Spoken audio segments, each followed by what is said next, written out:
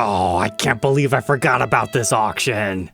Welcome back, Troglodytes, to your daily dose guitar information, the Trogly's Guitar Show. So November 17th, Julien's had an auction that had some pretty interesting guitars. And I was meaning to make a video about it beforehand to let you guys know, but yeah, lost time, and I forgot about some really cool guitars, so I still want to share them with you. We're gonna start with this one. It's an L6S prototype, apparently, the Rainbow electric guitar. It sold for $5,200, which is not too bad, all things considered. So the L6S, we've documented these many a times on the show in its various different formats, from the L6S to eventually what got renamed the L6S Custom with the L6S Deluxe, then you got the Midnight Special. But apparently this is what the prototypes were going to look like, and what caught my attention about this one is the fact that it has the block inlays, but yet it's the ebony fretboard.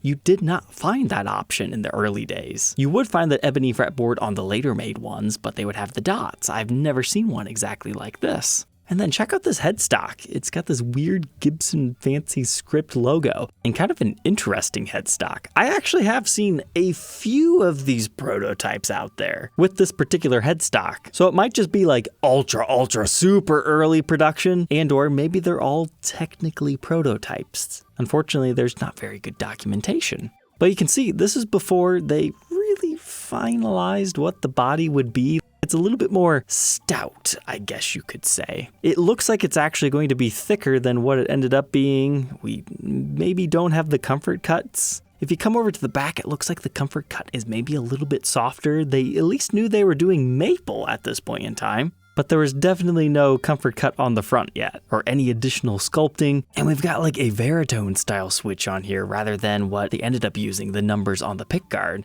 But yet they've still got the layout the same. They've got the harmonica bridge on there and the Bill Lawrence design pickups. The fact that this one had some ties to Santana was really cool because he was one of the endorsers, although it's been rumored he never really liked them that much. But this one at least had a story that Carlos Santana's guitar repairman owned it. So sometimes in the mid-70s, it was arranged that he would go to the Gibson factory in Kalamazoo to help design the guitar for Carlos. It was like an in-between. Carlos is too busy to design guitars. He's got to be out on the road playing it. So Larry got to tour the original Kalamazoo factory, and he met Bill Lawrence, and he presented this guitar to him and asked him to show it to Carlos, hoping that he would purchase it and perform with all the L6S guitars. Now in this letter, it says he loved it and ended up ordering 3 of them, playing them exclusively for some years, whereas Larry then kept the prototype. I feel like that story was a bit abridged because Carlos is seen marketing these. It doesn't really make sense that he would have to buy them, but I'm not here to really talk about that, but it's cool that he ended up keeping this. $5,000. That seems really fair. If I remember correctly, other prototypes have sold around that $3,000-ish range, but since this one has such good provenance, I probably would have paid $5,000 for it too. He should have just came to me and not had all these auction fees.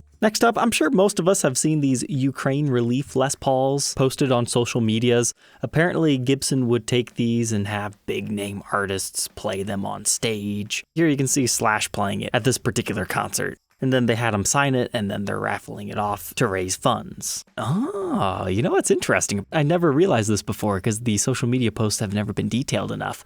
It actually started as a Slash signature model. Quite literally, this was an AFD that just has a half blue top. I like that. That's cool. And he only signed the AFD side. He's even got the Scully on the back. So they thought it would bid between $20,000 and $30,000. It sold for $50,000. I would say that was a good idea on Gibson's part. Well, we're talking about signed memorabilia. Here we go, Foo Fighters. Good old Pat Smear here. Went for $780. A little bit under their estimate, but still, that's pretty good money for that. Hey, this is my guitar. However, I don't think it was Pat selling it. I wish I could tell you what it was. Appears to be some sort of an acoustic guitar, but yeah, that's about all we can do. Unless you want to look up this particular show, then maybe you could find out. But missing out on the Santana prototype, yeah, I was sad, but I was really sad about this, the JJ French Gibson Les Paul. Take a look at this thing. It's a Pinkburst. It's a little bit weird and goofy. They didn't exactly get the teardrop shape correct. But then the back is complete baby shell pink, and it's a true Gibson Class 5. It's got the 70s inspired Gibson style tuners on it, Schallers with the Schaller tips, and it's from 2003. You might be saying, Trogly, why would you have wanted this for your collection? It's because of the story. JJ French personally custom ordered a whole bunch of crazy Pinkburst guitars from a whole bunch of different manufacturers. So I've got this weird Stratocaster thing going on. It looks like it might even be a carved top. You've got a Spirit type thing back there.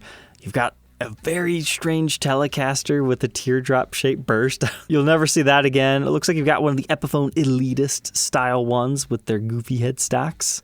Front and center is this Gibson Les Paul. There's also a Gibson SG Standard done up like that. There's a PRS. There's a Gibson 335, the J-200, a Gretsch, another Fender bass. Looks like a Martin acoustic. There's a Thunderbird back here. There's a whole bunch of these cool signature custom Pinkburst guitars, and it was for a cause. JJ French's daughter, Samantha, was diagnosed with a disease when she was very young, which basically makes her go blind. So the whole point of the Pinkburst project was to benefit research into curing that disease rather than just treating its symptoms, which I always thought was kind of cool. And maybe there was more than one of the Les Pauls made, and I do know that there was a run of these Epiphones. I've always been meaning to document one of those. So naturally, when I saw one of these things show up for sale, I was kind of excited. But now I think I need to do more research into how many they actually made. But check out this case. That's really cool and custom at a TKL.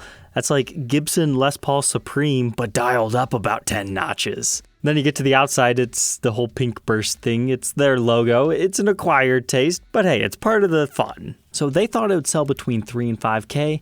It broke that just a tad at under 6,000. And hey, if pink guitars aren't your thing, how about pink amps? Kind of ironic to own the Pinkburst orange amp.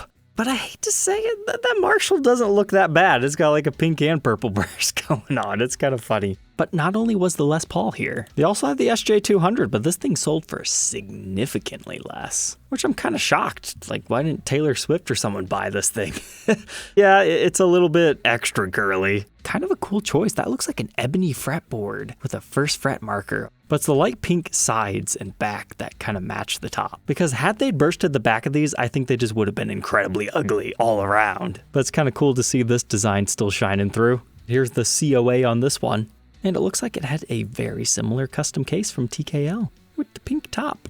Those were the main features from this particular auction, but there are some other cool ones like this 1958 Gibson Super 400. It went for just under 30 grand, and that's because it's a big fancy boy. So likely having real PAFs on there. Looks like it's still the original pickguard, although slightly deteriorating. Appears to be in really good shape for one of these. The back has some nice exceptionally figured woods. And of course you've got the stinger and the real fancy boy headstock. If you want to see this but on a Les Paul, check out this episode. Here's another acoustic that destroyed the estimates, nearly 20 grand. This is a Ron Wood signature model. Now keep in mind, I don't really follow acoustic guitars that much, but this is a model I have not seen before. You've got these cool fire inlays. I have seen those before on the Firebird acoustic model. And no, that's not a Firebird shaped acoustic. There actually is a Gibson acoustic called the Firebird as well. This one's got the double pickguard, double flames, abalone inlays everywhere on our bridge, customized to you. Kind of a cool squiggle signature headstock. And you can see Ronnie actually playing this one. And a cool custom case. One of the early Gibson SGs sold for $26,000. This is a sideways vibrola. Yeah, wow, that one's actually looking really clean. No wonder it sold for so much. Honestly, that seems like it sold a little bit too cheaply. You gotta remember though, this probably does not include the buyer's premium. Since the sale's closed, they don't show it, but usually it's almost 20%. They had a whole bunch of golden era stuff. Here's a 58 Goldtop. It sells for $127,000, but remember, we just talked in our last auction recap video of a burst 1 year later selling for nearly $600,000. And granted, this one doesn't seem to be exactly the same shape as that one, but it's mainly just the color difference. When it comes to the 58s, you can save so much money by having gold paint on the top rather than the nice bursty color. Oh, nice. It's a dark back too. That is a fantastic 58. It seems weird to say a $125,000 guitar is the budget version of what you really want, and your intonation may or may not have issues, but this one is actually in pretty clean shape. And you'd have to nickname it Post-it for the Post-it note-shaped tan line. It even has the original case. That was a nice one. A collector must have been clearing out his collection because here's a really nice 56 as well. Jeez, I don't think I've ever seen one that clean. That's nice. Like, it's almost too nice. I didn't think it was possible to find them in that kind of condition. The whole headstock seems shifted though. See what I mean? The logo needs to be a little bit over. This whole thing needs to be over. And then the truss rod needs to also be a little bit over. That would bug me, but the thing's so clean otherwise. I'm jealous of that one. That wasn't even that bad of a price. There's a lot worse on Reverb right now, asking way more even if you consider a buyer's premium. This one even has some original paperwork. Yeah, at least about the Tune-O-Matic bridge anyway. If you want to see me document a 3-pickup Black Beauty vintage custom, you might enjoy checking out this video next. They did have this Eric Clapton owned and played 59 that sold for $250,000. That's pretty good. A regular 59, not in the natural finish, not selling for anywhere near as much. Then the ES175 over here, and a few other odds and ends. Alright, Troglodytes, I hope you enjoy your newfound guitar knowledge. Don't forget to like, comment, and subscribe, and we'll catch you tomorrow on the next one. Take care.